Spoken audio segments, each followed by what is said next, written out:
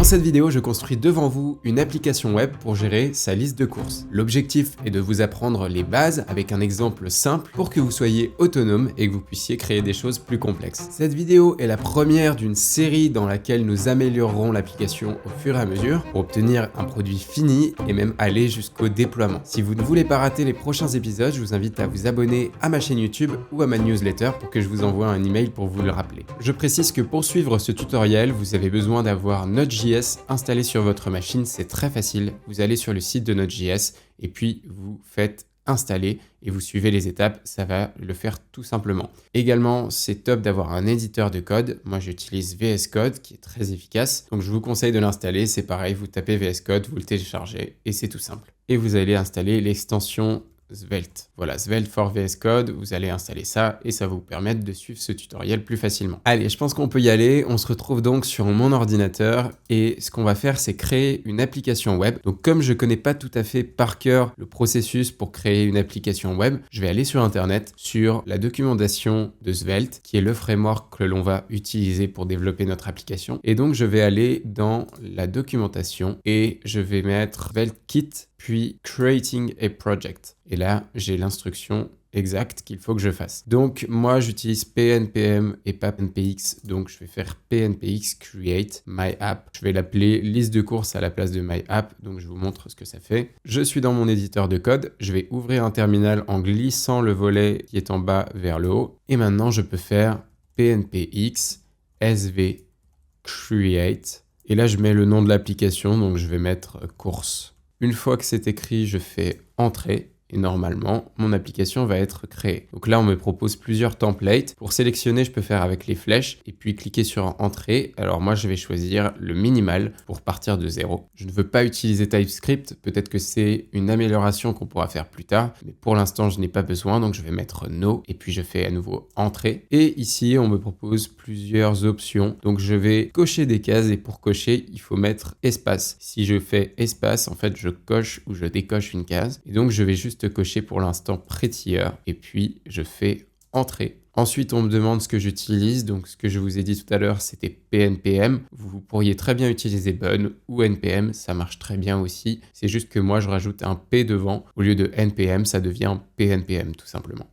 Donc là, je peux faire Entrée. Voilà. Donc, mon projet est en train d'être créé. Ça a l'air d'être bon. Donc, ce que je vais faire, c'est ouvrir mes fichiers ici et je vais aller ouvrir le dossier que je viens de créer. Donc là, il se trouve que j'ai oublié d'aller dans mon bureau, donc ça a été créé voilà, à la racine de mes fichiers, juste ici. Et puis je peux faire ouvrir. Je fais confiance aux auteurs, tout va bien, je suis OK avec ça.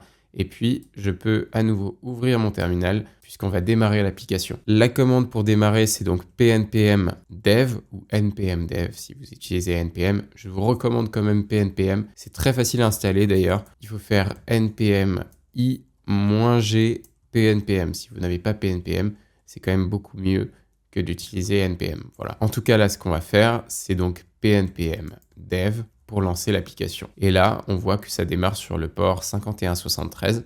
Donc, pour ouvrir cette fenêtre, je fais commande et je clique sur le lien. Et là, vous voyez que ça ouvre un nouvel onglet dans mon navigateur et je suis bien sur SvelteKit, sur mon application qui vient d'être créée. Donc, je peux fermer l'ancienne fenêtre que j'avais préparée. En fait, c'est pas nécessaire.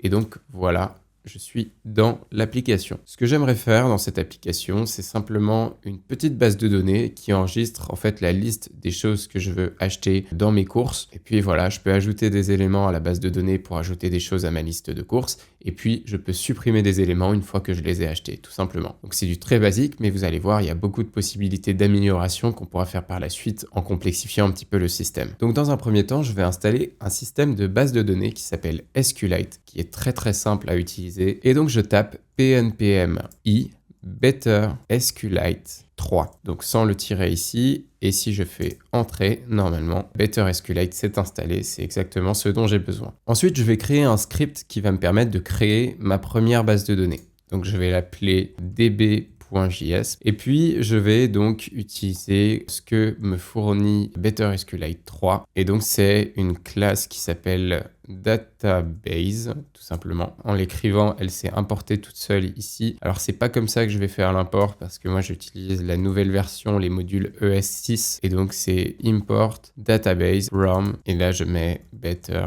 SQLite 3. Et donc, ma base de données, je veux l'appeler course.db. Et puis, je vais l'enregistrer dans une variable. Je vais en tout cas enregistrer la connexion dans une variable. Donc, je vais mettre connection égale. Et voilà. Normalement, j'ai créé une base de données et je m'y suis connecté. On va tester tout de suite ce script en faisant la commande node et puis derrière, je mets le nom du fichier, donc en l'occurrence db.js. Je fais entrer et là, regardez, on a course.db qui a été créé. Effectivement, ça a bien marché. J'ai réussi à créer ma base de données. Donc, je vais la supprimer parce que moi, ce que je veux faire, c'est non seulement créer la base de données, mais aussi créer un tableau dedans pour enregistrer ma liste de courses et également peut-être mettre un ou deux éléments dans ma liste pour avoir des données par défaut. Donc ici, on va exécuter ce qu'on appelle du SQL, Structured Language Query. C'est un langage qui permet de parler aux bases de données. J'avais fait une vidéo sur le sujet que je vous mets juste ici. Si vous ne l'avez pas vue, il faut absolument que vous alliez la voir avant de regarder ça. Et puis, si vous l'avez vu, on peut continuer puisque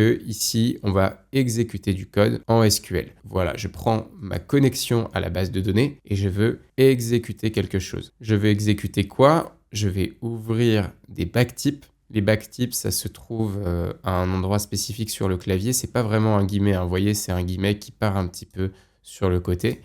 Et ça me permet de faire un texte multiligne sans que ça pose problème. Et donc, comme je vous disais, si vous avez vu la vidéo sur SQL, vous allez comprendre tout de suite. Je fais create table. C'est ma liste de courses, donc je vais mettre liste. Et puis, je veux que chaque élément de ma liste ait un ID et un nom, tout simplement. C'est un élément, un nom d'un élément ou un article. Je ne sais pas ce que je pourrais mettre, mais on va dire, OK, on va dire un ID et un article. Donc, mon ID, c'est un integer, un nombre entier. C'est aussi ma clé primaire et je lui mets un auto-increment pour ne pas avoir à gérer les ID tout seul. J'ai donc dit que la deuxième ligne, c'était article et donc c'est un texte. Et je ne veux pas qu'il puisse être nul, alors je rajoute not null. À la fin d'une requête SQL, on met toujours un point virgule, donc c'est ce que je fais. Et puis ensuite, je vais insérer donc deux éléments dans ma liste, par exemple pour acheter du fromage et des œufs. Donc ce que je fais, c'est insert into, le nom de ma table,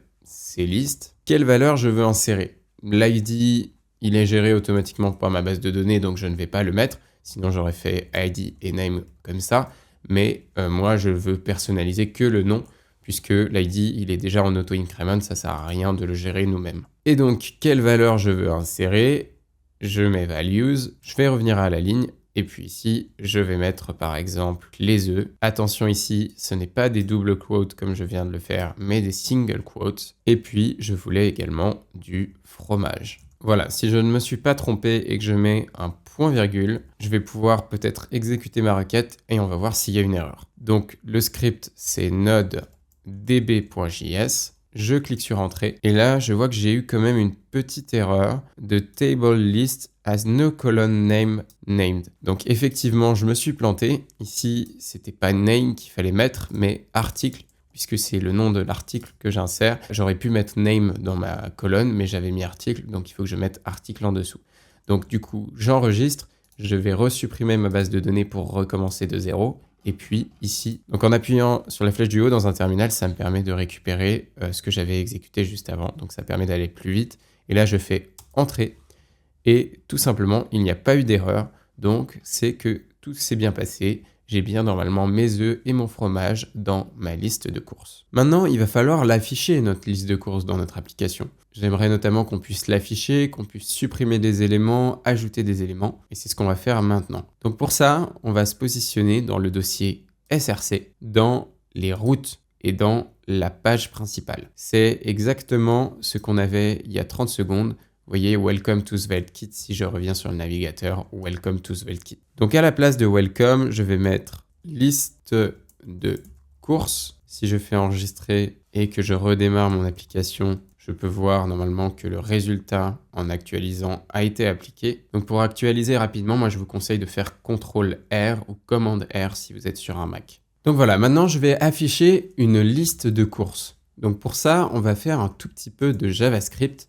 Donc on va ajouter une balise script. Vous voyez que quand j'écris le nom de la balise, par exemple, si je veux un paragraphe, je mets un P et que je fais entrer, on voit que Emmet ici, eh bien, il crée la balise tout seul automatiquement. C'est super pratique et ça permet de gagner beaucoup de temps. Donc pareil pour le script, si j'écris script et que je fais entrer, eh bien automatiquement j'ai ma balise script qui est créée. Donc j'en ai besoin de qu'une seule et surtout j'ai pas le droit d'en créer plus qu'une seule.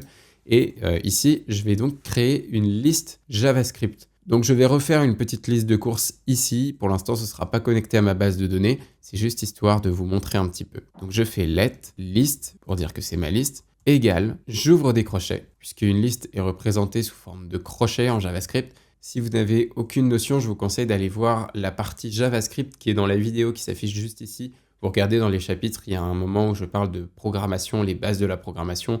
Donc si vous ne comprenez pas, que vous êtes perdu avec les listes, je vous invite à aller voir cette partie-là dans la vidéo qui s'affiche juste ici. Et donc ma liste, elle va contenir des articles. Et donc un article, c'est un objet. C'est un objet qui contient un ID, par exemple 0, et puis non pas un nom, mais un attribut article, comme je l'avais fait un peu dans ma base de données. Et donc je vais mettre les œufs, par exemple. Je peux ajouter un deuxième article, je mets bien une virgule entre les deux. Puis donc lui, il aura un autre ID, donc 1 par exemple. Puis là, je mets de la farine pour faire un petit peu différent. Et c'est pas de la farine, c'est de la farine. Donc là, si je résume, j'ai créé une variable avec let qui s'appelle list et qui contient avec les crochets une liste d'objets. Donc un objet, c'est ça. C'est avec à chaque fois une clé et une valeur. Et ça va me permettre de l'utiliser dans mon application. Juste pour vous montrer, je vais faire un console.log de ma liste et puis enregistrer. Et si je retourne dans mon navigateur et que je fais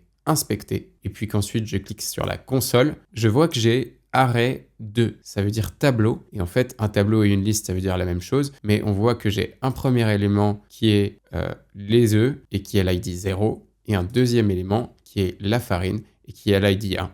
On voit que les numéros, ça commence à 0 et ensuite ça continue avec 1.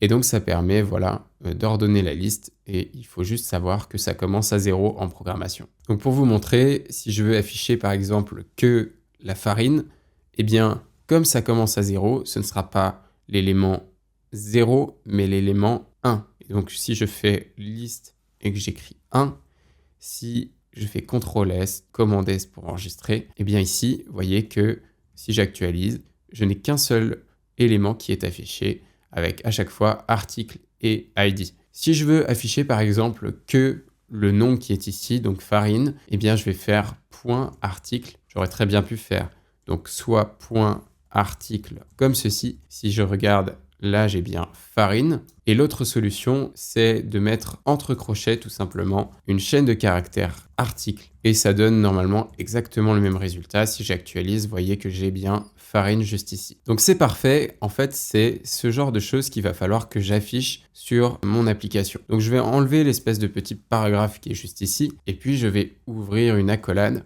et je mets hashtag each. C'est une boucle spécifique à Svelte. Et donc, ça veut dire que pour chaque élément, je vais créer un bloc. Donc tout simplement, ici, ma liste, c'est liste. Donc je fais copier-coller, c'est la liste que je veux. Et je veux récupérer un élément, donc je vais mettre item. Si juste en dessous, j'ouvre des accolades et que je mets item tout simplement et que je fais enregistrer, et bien si je regarde ici, j'ai object.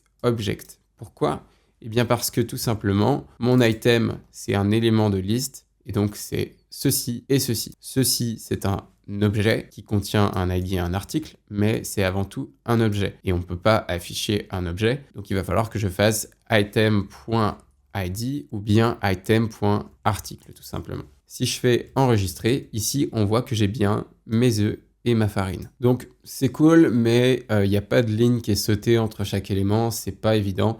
Je vais juste rajouter quelque chose, c'est un paragraphe, et ça va me permettre tout simplement de créer un paragraphe pour chaque article, et donc de revenir à la ligne et d'être beaucoup plus propre. Donc voilà, on a créé une liste, on l'a affichée, et donc là je vais enlever le console log parce qu'il est inutile, ça sert juste à afficher un élément dans la console. Donc là, je peux la fermer, c'est tout bon. Mais maintenant, ce que j'aimerais, c'est que ces données-là, elles ne proviennent pas de ma liste qui est ici, mais qu'elles proviennent de ma base de données qu'on a créée, et donc que ce soit œufs et fromage, et plus œufs et farine. Donc pour faire ça, il va falloir faire une requête à la base de données et récupérer les données côté serveur.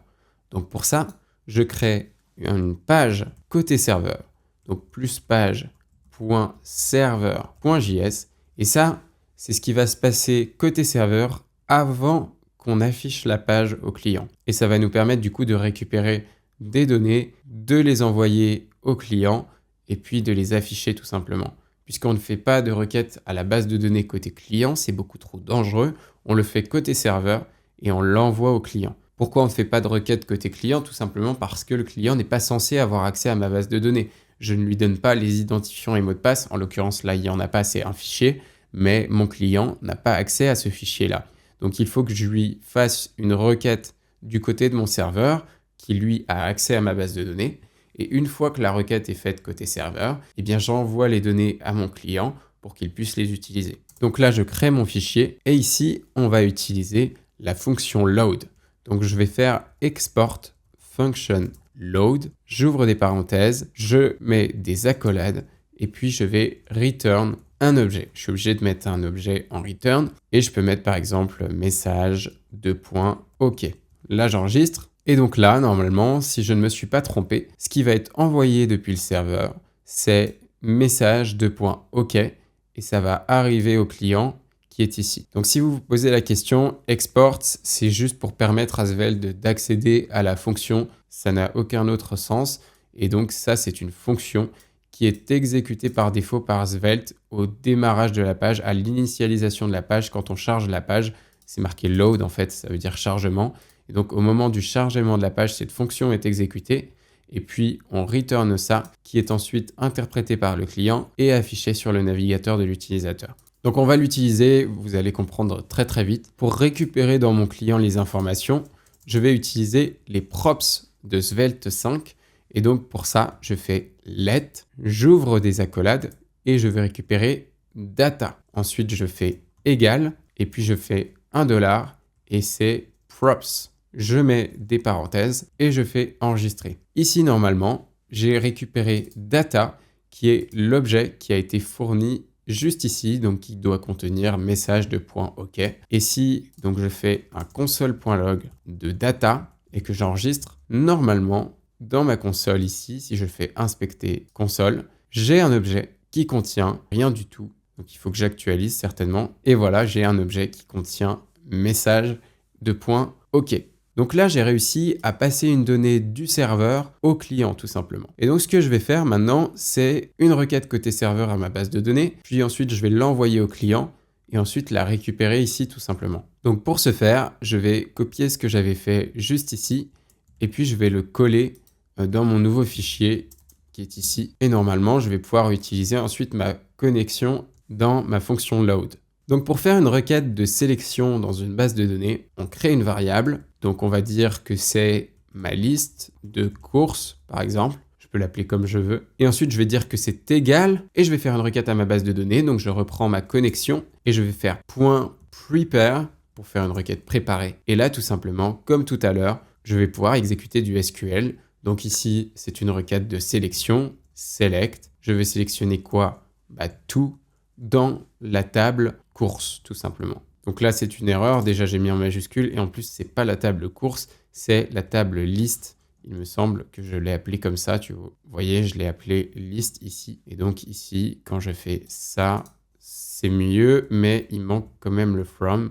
Donc select étoile from list, ça me permet de tout sélectionner dans la liste. Ma requête est préparée, donc je vais récupérer pas seulement un seul élément, donc pas .get, mais .all pour sélectionner tous les éléments. Et normalement, si tout se passe bien dans liste de courses, je devrais avoir tous les éléments qui sont dans liste. Je vais juste faire un console.log ici côté serveur et ça va me permettre de voir quelles informations sont récupérées. Donc là, je vais aller actualiser mon navigateur et on voit que ici, regardez ce qui s'affiche. J'ai effectivement une liste qui contient mes œufs et mon fromage. Ça tombe bien, c'est exactement ce que j'avais dans ma base de données, c'est parfait. Et donc, à la place de message, je vais renvoyer par exemple course et puis je veux lui donner à mon client la liste des courses, tout simplement. Et puis je peux enlever ce console log qui est ici. Si on regarde du coup dans le client, ce que je devrais récupérer, donc dans data, c'est courses 2 points avec donc les éléments qui sont dans ma liste, donc mes œufs et mon fromage. On vérifie ce que ça donne, on actualise et ici effectivement j'ai courses qui contient une liste, contient mes œufs qui ont un ID 1 et article E et mon fromage qui a donc ID 2 et article fromage. Donc c'est super, j'ai réussi à récupérer mes données côté client. Maintenant il va falloir que je puisse les afficher et pourquoi pas insérer un nouvel élément ou en supprimer un. Donc si je reviens ici, en fait, ce n'est plus liste que je vais utiliser, mais course. Vous vous souvenez, puisque j'ai passé course. Donc, je vais créer une variable, donc let course est égal à data. Donc là, j'utilise la déstructuration, je récupère les courses dans mes data. Et donc ici, ce n'est plus liste, mais course tout simplement. Si je reviens sur mon client, effectivement, vous voyez que j'ai mes œufs et mon fromage. Donc la modification a été effectuée et ces données proviennent de ma base de données. Donc c'est vraiment cool. C'est exactement ce que je voulais. Ce qui me reste à faire, c'est donc ajouter un formulaire et faire une action pour que côté serveur, ça ajoute un élément dans ma base de données. Et puis un deuxième formulaire pour supprimer qui va me permettre de supprimer un élément de ma base de données. Donc on est parti. Je vais créer juste en dessous un formulaire. L'action, je vais faire par exemple create item. Et donc, dans mon formulaire, je vais mettre un champ de texte, donc input 2.text. C'est donc un article. Je vais mettre article, tout simplement. Et puis, je vais mettre un bouton qui va me permettre d'ajouter, donc button 2.submit. Et puis ici, je mets ajouter. Je fais enregistrer. Et là, si je regarde dans mon interface, j'ai un champ de texte qui est apparu avec un bouton ajouter. Sauf que quand je fais ça, il ne se passe rien du tout. Donc, il va falloir qu'on fasse le côté serveur pour que, en fait, ça ajoute correctement mon élément à la liste. Donc pour ça, côté serveur, je reviens donc dans page.serveur.js, je vais créer des actions. Donc les actions, c'est encore un export, donc je fais export const actions, et puis c'est un objet qui contient en fait toutes les actions. Donc je peux avoir une action par défaut si j'en ai pas plusieurs. En l'occurrence, moi je vais en avoir plusieurs puisque je veux à la fois créer et supprimer un élément. Donc j'ai dit que c'était create item, je vais faire copier et je l'appelle create item juste ici. Donc je crée ma fonction tout simplement, ça va être une fonction fléchée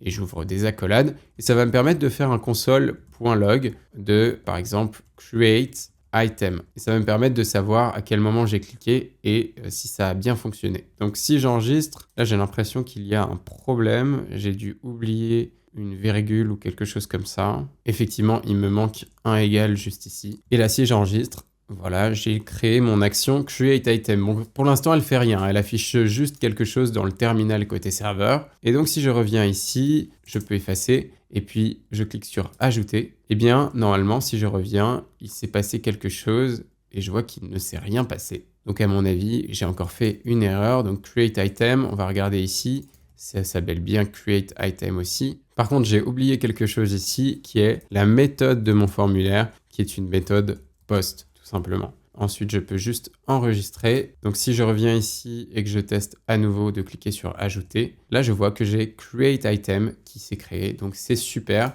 Ça veut dire que quand je clique sur mon bouton ou que je tape quelque chose et que je fais entrer, eh bien, il y a create item qui s'exécute. Maintenant, ce qui m'intéresserait, c'est de savoir qu'est-ce qu'il y a écrit dans ce champ de texte pour pouvoir le récupérer et le mettre en base de données, tout simplement. Donc, pour faire ça, je vais avoir besoin d'une fonction asynchrone déjà, et puis je vais récupérer l'objet request, c'est la requête qui a été faite par le client. Et puis request, donc je vais récupérer les données, donc const data, je peux l'appeler comme je veux, cette variable, je peux mettre par exemple formulaire, et puis je mets égal, et là je vais faire await pour attendre quelque chose, request pour récupérer la requête du client, point form data. Et puis, je peux mettre des parenthèses, tout simplement. Ensuite, je vais récupérer le nom de l'article. Donc, je ne sais pas comment je l'avais appelé. Je l'avais appelé article, tout simplement. Donc, je vais faire const nom article, par exemple. Je peux l'appeler comme je veux, on s'en fiche de cette variable. Et donc là, je reprends mon formulaire. Donc, je fais formulaire.get.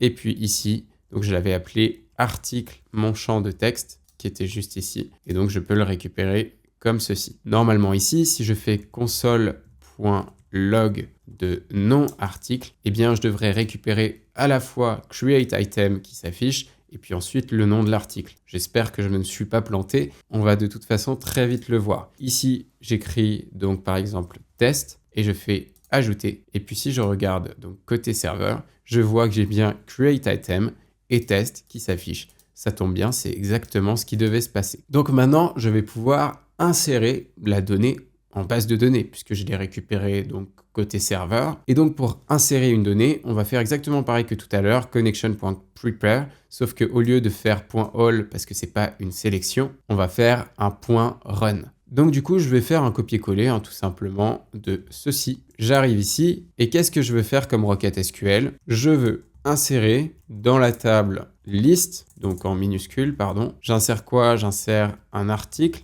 Vous vous souvenez, c'est exactement ce que j'avais fait juste ici, insert into, donc là avec l'article. Et ensuite, je mets values et je mets la valeur que je veux. Donc je mets values. Et là, j'aurais pu essayer de concaténer la chaîne et de mettre la valeur, mais il ne faut surtout pas faire ça pour pas faire d'injection SQL. Ça veut dire que les gens ils peuvent écrire du code si vous mettez directement la valeur à l'intérieur, donc c'est très dangereux. Il faut mettre à la place un point d'interrogation comme ceci. Et donc ici, je peux fermer ma parenthèse et faire .run. Donc mon point d'interrogation, il faut bien que je le remplace par quelque chose. Et donc pour ça, je mets dans la parenthèse qui est juste après, eh bien le nom de mon article, donc nom article. Si j'avais eu plusieurs points d'interrogation dans ma requête, j'aurais mis une virgule, la deuxième variable, etc. En l'occurrence, là, je n'ai que le nom de l'article, donc article à insérer, tout simplement. Donc, je peux enregistrer. Et puis, normalement, j'espère que je ne me suis pas trompé. Donc, j'ai les œufs, le fromage. Je vais rajouter la salade. Et puis, je fais entrer. On voit effectivement que ça a très bien marché.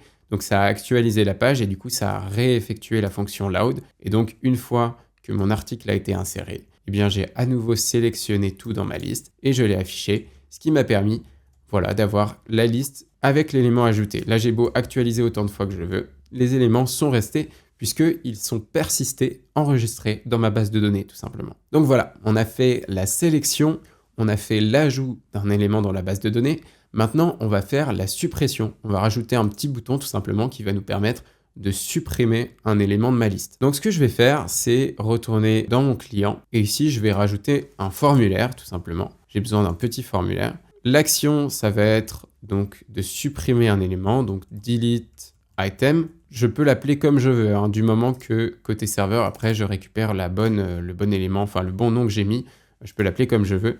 À nouveau, la méthode, je vais mettre du post. Et puis par contre, dans mon formulaire, je vais pouvoir mettre un bouton déjà de type submit. Et si j'enregistre, là je vois que j'ai une erreur, mais je ne sais pas pourquoi. Cannot read properties of undefined reading name. Je pense que j'ai fait une bêtise. Je vais juste essayer de mettre mon formulaire un peu plus en dehors. Et ça a l'air effectivement de marcher un petit peu mieux. Et donc je vais mettre un contenu dans mon bouton. Donc je vais mettre une croix tout simplement pour supprimer.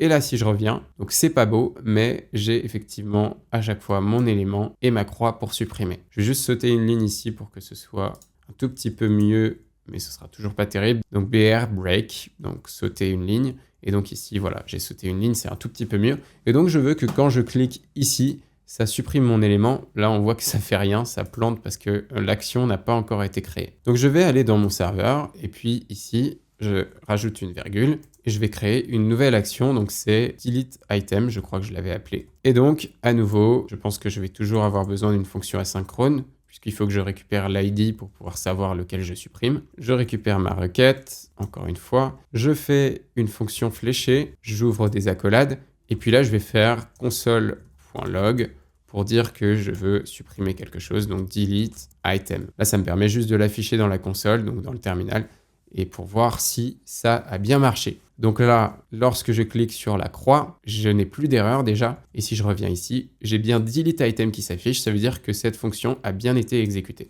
Donc là, maintenant, il va falloir que je trouve une astuce pour récupérer l'ID de mon article pour pouvoir le supprimer facilement. Eh bien, cette astuce, je vais vous la montrer. C'est assez simple. En réalité, il faut un deuxième champ de type input, un peu comme ce qu'on avait pour l'article, sauf qu'il va contenir l'ID de mon élément. Donc je fais input hidden, parce que je ne veux pas que ce soit affiché, je veux qu'il y ait un champ de input mais qui ne soit pas affiché. C'est exactement à ça que sert ce type de champ. Et puis si je fais entrer, donc elle est créée, Et là, je vais mettre tout simplement l'ID et je vais lui donner une valeur, donc value, qui est égale à, j'ouvre mes accolades, et ce sera donc item.id. Pourquoi item.id? Parce que item, c'est l'élément de ma liste course. Ici, j'ai item.article qui est affiché. Eh bien, dans mon formulaire, je mets item.id dans l'input qui est hidden et donc qu'on ne voit pas. Là, si je regarde, en apparence, ça n'a pas changé, mais il y a bien un ID qui est envoyé côté serveur. Donc, on va tout de suite retourner dans le serveur et on va faire exactement pareil que ce qu'on avait fait juste au-dessus, sauf que ici, ce ne sera pas le nom de l'article, mais ce sera donc l'ID de l'article. Donc là, je vais faire juste sélectionner les deux. Pour ça, je fais CTRL-D ou Command-D sur Mac. Et donc, je vais mettre ID article, tout simplement. Et ici, qu'est-ce que je récupère? Eh bien, le nom du champ, c'est